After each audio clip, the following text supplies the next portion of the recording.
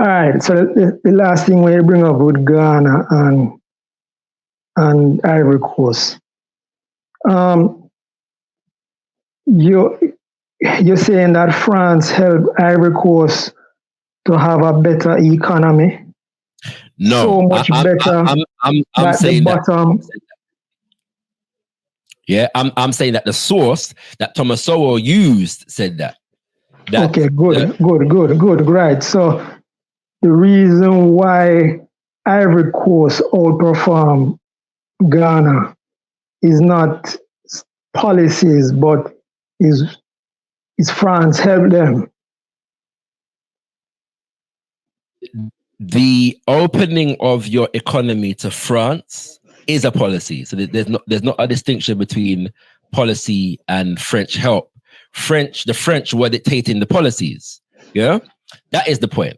So and it's not just the.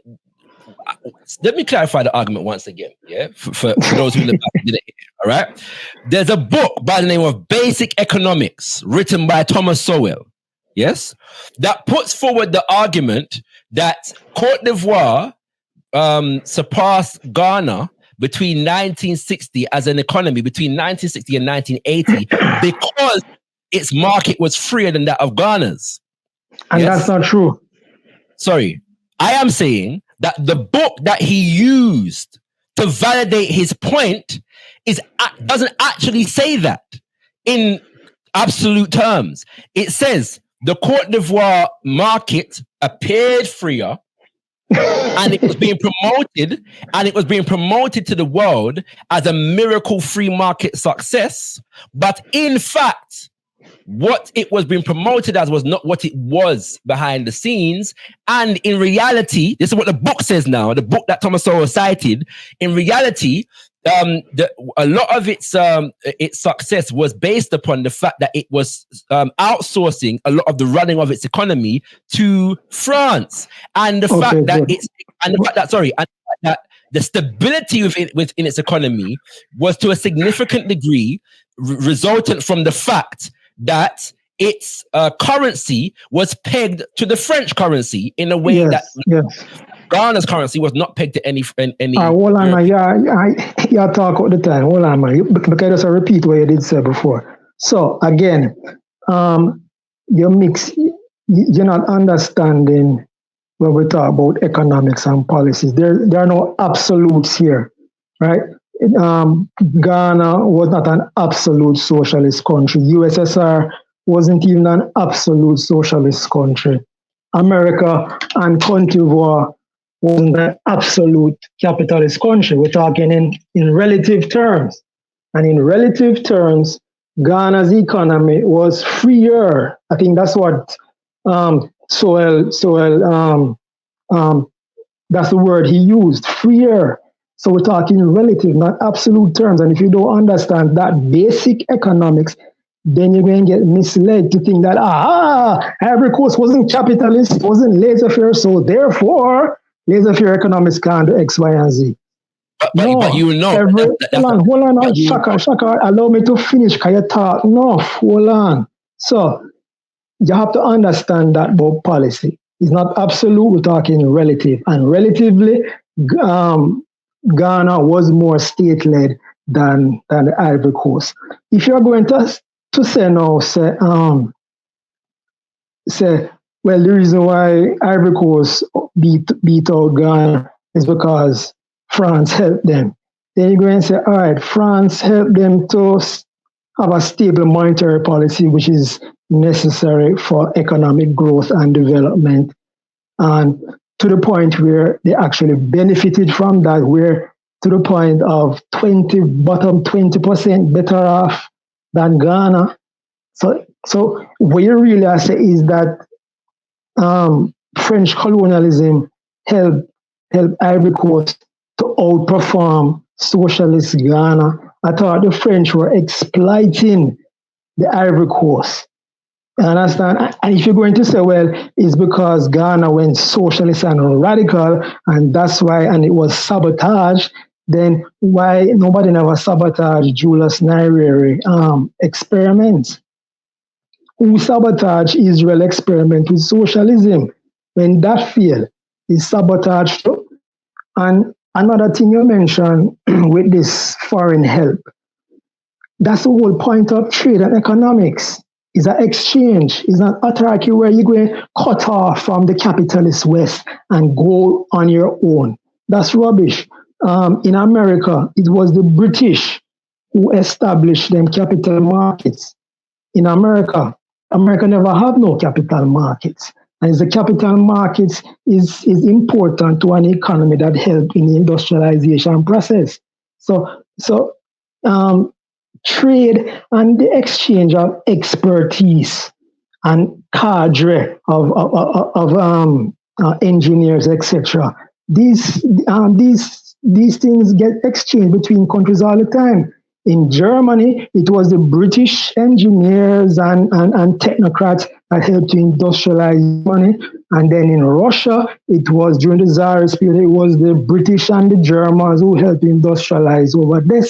And then even in Japan, again, it was trade, more open trade with the West allowed Japan. Remember, so Japan was isolated. They weren't being exploited by the capitalist West, but yet still they were poor until they opened up during the Meiji period. Again, before we jump on that, we're not talking absolute terms. We're talking relative to the economy that existed before, where even internal markets were suppressed in Japan before the Meiji period. And when you suppress internal markets, that will have an effect on your economic development and stay poor. So, yeah, you can point on Ivory Coast and say, yeah, it's white people help them do X, Y, and Z. But as you well know, say, from the history of ancient Kemet, come right up to the Moors and the Ottomans and whatever, you know, say, development and civilization is a cross-cultural thing. There's no autarky here where you can cut off yourself from the rest of the world. Well, you can do that like North Korea, and then you suffer the consequences for that. I mean, you can ball say Cuba is being stifled, etc., with embargo, and then turn around and say, well, the capitalist West is exploitative and countries are better not trading with the capitalist West.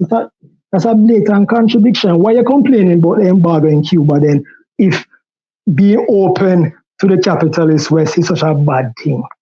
Why was it such a bad thing for Hong Kong? Hong Kong did more open than Ivory Coast, and it benefited. So I mean, yeah, that's one. And another thing when you bring up, that's one. Another thing when you bring up, right? I can't even remember.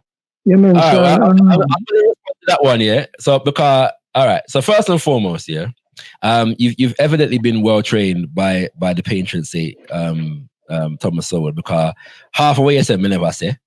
And for the most part, I'm going to ignore the strawmans that don't relate at all to anything that I've said. So, for example, I wasn't speaking about Cuba at all. So I'm now going on Cuba. Yeah, that's just wasn't the subject matter. All right. So first and foremost, yeah. Let me repeat. It's not me saying nothing. Yeah, it's not me saying nothing. All right. Let me go back to the text, the illustrious text that you won't find in any academic, reading list. Yeah, on basic economics that I was reading from. Okay, let me go to the text, because the issue is whether I'm speaking in absolute terms or not. All right, and let's see if it was in fact me that was speaking in absolute terms. Yeah, let's see if that's the charge that one can levy at Shakara in this time right now. Okay, when many African colonies achieved national independence in the 1960s, a famous bet was made with the president of Ghana and the president of the neighboring Ivory Coast as to which country would be more prosperous in the years ahead. At that time, Ghana was not only more prosperous than the Ivory Coast, it had more natural resources. So the bet might have seemed reckless on the part of the president of the Ivory Coast. And again, I'm questioning his characterization of this conversation, but that's not necessarily the most important issue. He says, however, he knew that Ghana was committed to a government-run economy and Ivory Coast to a freer market.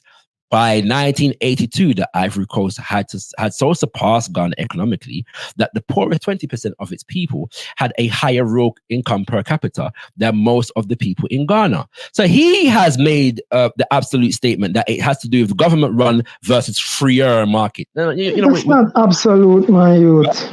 Of course it is, right? He has defined the success of Ghana relative to Ivory Coast based upon the freeness of their market. There is no other variable. He hasn't included any other variable in this statement. None whatsoever. It's absolute. Freer, less free. That's freer government run. And we know how words work, yeah? So you say freer as opposed to free. Oh, Jesus. Okay, so when you hear... One second, there is no other variable in this statement. This could not be attributed to any superiority of the country or its people. In fact, in later years, when the government of Ivory Coast eventually succumbed to the temptation to control more of their country's economy, while Ghana finally learned from its mistakes and began to loosen government controls on the market. So now Ghana loosens government controls. So now Ghana has the freer market, therefore it begins The only variable here is the supposed freeness of the market. That is the only variable here. That is an absolute statement. One second, that the market doesn't have to be quote unquote absolutely free for the statement to be absolute. And in reality, there is no such thing as an absolutely free market as these people define it. It doesn't exist, and it has never existed. So of course, it's not going to be a free market in a true sense. Who said that you have an absolute free market? Because they free. I didn't say that. I didn't say anybody did. I'm making a statement. Because the free market in the absolute sense. Because a free market in the absolute sense has never existed. So of course, who said it did exist? 1 second, who please. said it did exist? You will notice that I never said anybody said that it didn't. So why you bring it up? Other than a straw man, why you bring it up for? If you don't understand why I brought it up, then that's up to you. I'm not going to explain it. I think brothers and sisters will understand why it was brought up. All right, I don't feel the need to explain that. That's the first point. Yeah. So the argument, the point here is that the argument that the patron saint, yes, Thomas Sowell is making, yes, doesn't in fact even line up with the source that he used to make the claim, because the source that he used to substantiate the claim that he made says in that really when people were lauding this economic miracle, this free market miracle in Côte d'Ivoire, the extent of its growth does not equate with the level of freeness that its market was at the time. Yes, the two don't add up. In fact, one of the things, and the fact that they put in the thing, was the fact that effectively the economy had the veneer of stability and growth because of the extent to which it was a client of the French. And we're not talking here about trade, like the Côte d'Ivoire was trading with France. Hold on there. You made the point. Allow me to respond. Yes, and you spoke at length. But you're going to filibuster again. Coffee, you spoke at length. Yes, you spoke at length. All right. We're not talking about trade. Every African nation, every majority black nation, the world, whether they were revolutionary or stool pigeon puppets, yes, opened themselves to trade with the rest of the world. That's not true. That's a lie. Every single one. Yes, I am stating that as a categoric, absolute fact. There is no African nation and no African nation in the Caribbean that promoted absolute closed door policy with now trade with nobody. I never said that. You said all of them. All of them were open the same way. Every African nation, whether they were revolutionary or stool pigeon puppets, opened themselves to trade with the rest of the world. Every single one of them. So we are not talking about trade. What happened in the instance of Côte d'Ivoire, and Côte d'Ivoire is the model case in this instance, is that the French as a result of trying to hold on to their former colonies, instituted what was called an independence package, or in some instances was called literally a continuation of colonization package, whereby the governments of the newly independent nation signed a deal, yes, whereby their currency would be pegged to the French franc at that time, now the euro, would be governed by the euro. They wouldn't print their own money. Their foreign reserve would be stored in France, and if they wanted to access their foreign reserves, they would have to apply for a loan from the French government to central bank, to access their listen. No, I'm not. You made the point about this idea about every nation trading. I was not challenging trading. I was talking about the extent to which the Ivory Coast economy was a client of the French economy, and the extent to which the French government and its institution were in fact running the Ivory Coast economy, the Côte d'Ivoire economy. Yes, that's what we're talking about. Okay, again, you have learned well, yes, from your master Thomas Sowell, because you are trying to distort the history as I've laid it out here today. So allow me to finish. All right. Where was I up to? They had to apply for a loan, and we know in this system, yeah. When you get a loan from a bank such as the French Central Bank, it comes with interest. Effectively, the people of the French-speaking African nations were paying to spend their own money on the international market. They were paying France to spend their own money on the international market. France also had first right of refusal in relation to any natural resources found in these nations. There was about 13 or 14 of them. The only government that was formally colonized by France to completely tell them for Gué in terms that and not sign the deal was the government of Sékou Touré in Guinea. Yes, and he suffered economic and other kinds of warfare as a result. Then what happened was when Olympia, yes, in Togo, although he agreed to the agreement, yes, decided to hold on, but maybe a year or two into his premiership. Listen, yeah, this French currency business, we don't want to deal with it. It's called the CFA franc, by the way, brothers and sisters, or the franc CFA. Yes, we don't want to deal with it. We're going to print our own money. Olympia decided to print more money in Togo and was assassinated as a result by agents of France. we're not talking about no trade around here. We are dealing with trade. No. Yeah, this is what we're talking about. The point I'm making is that everything that I have described, and by the way, the last point is I said the analysis of Sowell doesn't take into consideration the involvement of America in Ghana, the involvement of Britain in Ghana on the economic level, because Nkrumah was attempting to trade with them at this point. And it also doesn't take into consideration the involvement of France in Côte d'Ivoire. So he paints the picture that the relevant difference is between a quote-unquote freer market and a quote-unquote government-run market. Yes, that is the point. But what he also distorts is the fact that a decade later, Nkrumah was overthrown in 1966. Boy, I tell you, boy, let me respond to what you said. First of all, if you will say... Sorry. Thank you very much. I'm speaking. All right. The reality is this, yeah. Côte d'Ivoire, a decade later. So one of the factors that contributed to the decline of Ghana's economy, and by the way, there's somebody else on the panel, so I also have to get to them. After you talk about my time. It's not your time. We are talking about. You're not a time around here. Yeah, you've spoken. No, you've spoken. Reply to your foolishness. You get an opportunity after the next person speaks. All right. The point is that one of the things that he doesn't highlight here. So let me just bring this up. All right, Robert Seko, I'm coming to you. Just bear with me. This it says, in fact, in later years, when the government of Ivory Coast eventually succumbed to the temptation to control more of their country's economy, while Ghana finally learned from its mistakes and began to loosen government controls on the market, these two countries' roles reversed, and now Ghana's economy began to grow, whilst that of Ivory Coast declined. One of the reasons why Ghana's economy took a hit in the mid 1960s was because of the crash in the prices of cocoa, and Nkrumah was using the cocoa yield and the profits from the cocoa to